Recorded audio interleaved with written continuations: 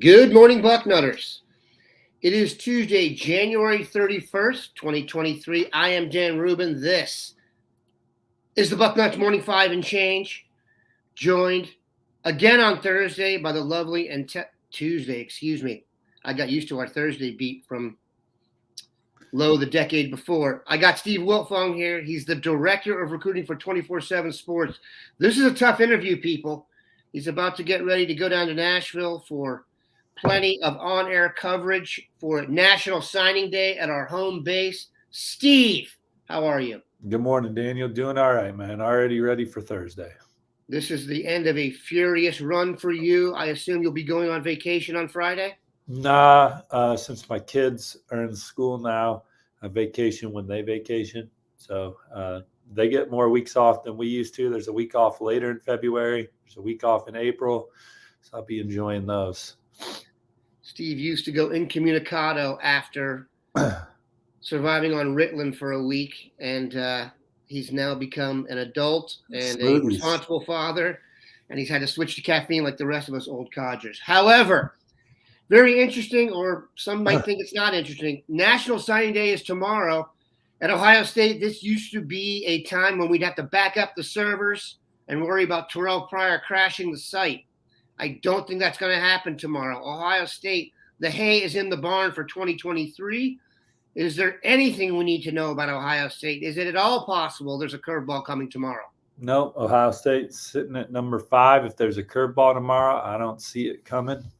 So I will miss it and then report on it afterwards. But Buckeyes have the nation's number 5 recruiting class, arguably the best receiver haul in the land, really talented class in the secondary, hit on some needs on the offensive front, went out and landed one of the best tight ends in the country in Jelani Thurman, and got some players around the line of scrimmage on the defensive side in Joshua Mickens and Jason Moore. So a class that meets the standard for Ohio State, one that should keep y'all in the hunt for years to come. And we've discussed it ad nauseum. That was really just Steve kind of bringing you back up to speed on where we've been. Once again, tomorrow is National Signing Day. There is still going to be a ton of tremendous coverage. While there may not be the breaking news, you will get the best analysis and context from anybody going from our guys. We have really amped up our ability to cover events like this. Our video presentation, in my opinion, and I'm biased, is now the best in the network, in the space, our network that is. So be locked in for that. And also keep in mind, we have a deal going now, 60% off premium. If you sign up, the deal runs through the end of signing day tomorrow night. So you want to hop on that and get the best of the best from our guys. Steve will be joined by a cast of characters down there and then we'll have people all across the country, kind of like we always do. So best possible coverage, boots on the ground. What we're going to do today, though, is because we are so far ahead of the game, we're going to take us a peek into 2024 and the guys setting the stage here that we're going to need to know going forward. Now, the most obvious storyline has already passed, and that Ohio State had the number 1 quarterback and number 1 overall player in the class committed for some time, Dylan Raiola, out of the Arizona area, son of Dom Raiola, longtime Detroit Lions center. He decommitted and looks to be a Georgia USC or maybe someone else getting involved now. If you want to be on top of the Dylan Raiola commitment chase, Steve is the one to follow. There also is a rumor I saw, or maybe not a rumor, that he could be transferring high school. So Ohio State has had to move on at quarterback.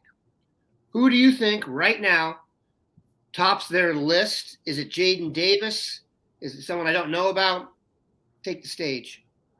Well, I think that it's obvious that Ohio State has ramped up the communication with Julian Sayin, 5-star 24/7 Sports Composite quarterback commit to Alabama, and Jaden Davis, 5-star 24/7 Sports Composite signal caller out of North Carolina, the Gatorade State Player of the Year for that state. But I also think that Ohio State is also kind of start from scratch at the position a little bit, watching film, and there might be another guy or two that emerges based on the junior film that they uncover, and guys that they deem capable of being championship level players under center for Ohio State. Perhaps a guy like Aaron Nolan, who threw for over 4,000 yards and 55 touchdowns as a junior. And that's just me speculating. I'm just saying more names could emerge. I think that Ohio State, the quarterbacks that they're going to go after moving forward, they're going to put they want them to be in that Justin Fields type mold, that CJ Stroud type mold, the way that the game is shifting.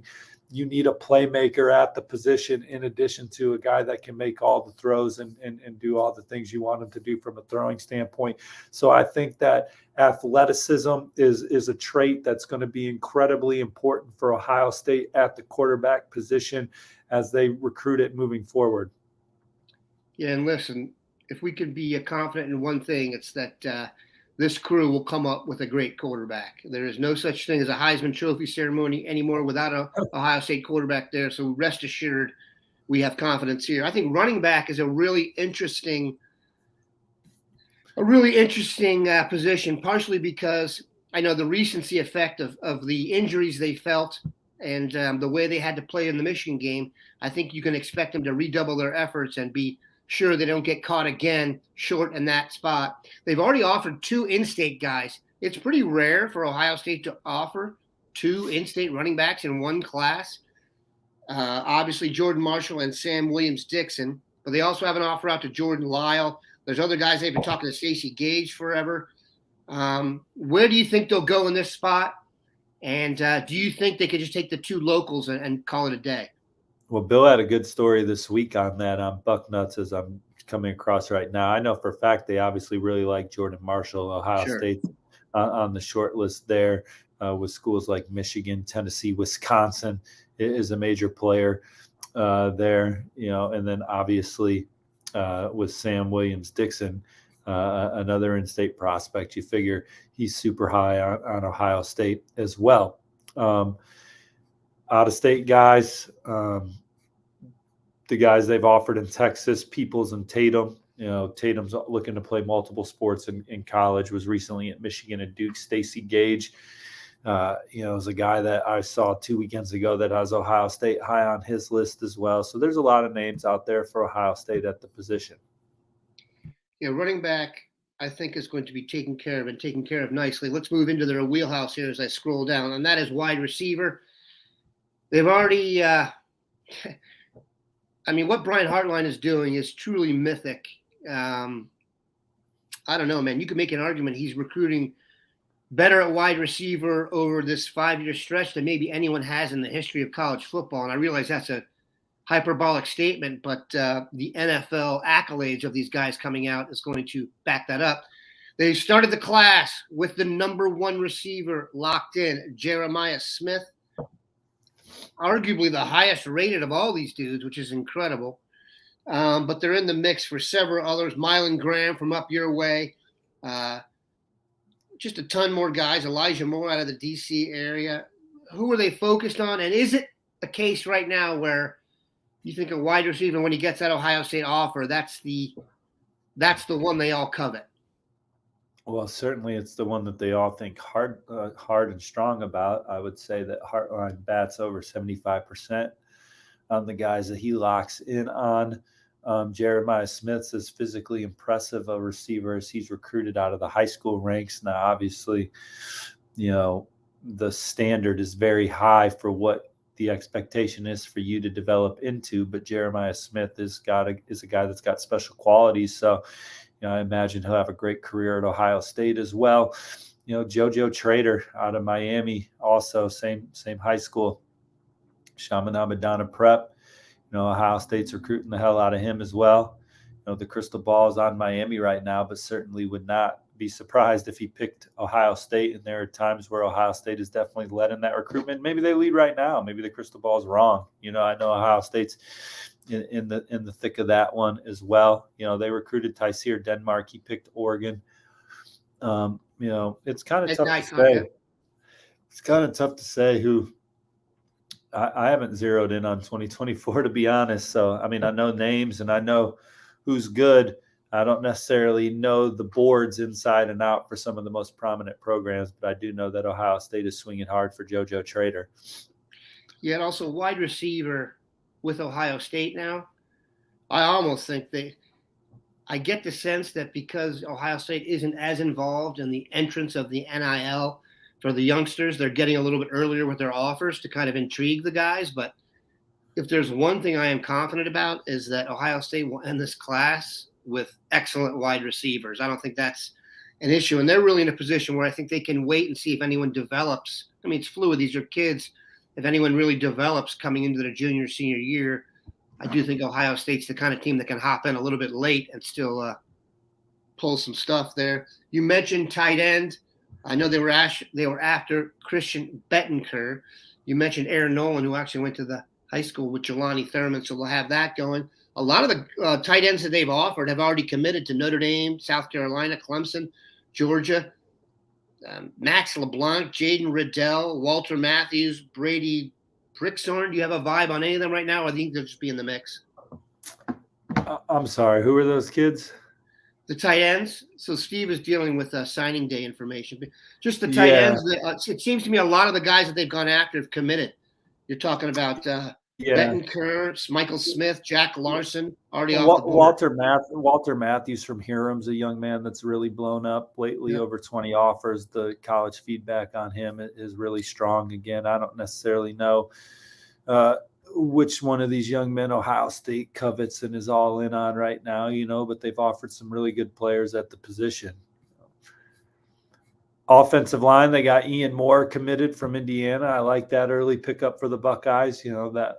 He's a guy that's one of the most coveted players in the Midwest, regardless of position. Ohio State got him to campus several times and locked him up. So that's a nice foundation starting point for them at the position. They had him in camp. Justin Fry liked him a lot. He liked Coach Fry. So he's in the boat. There. I'm just kind of scrolling through.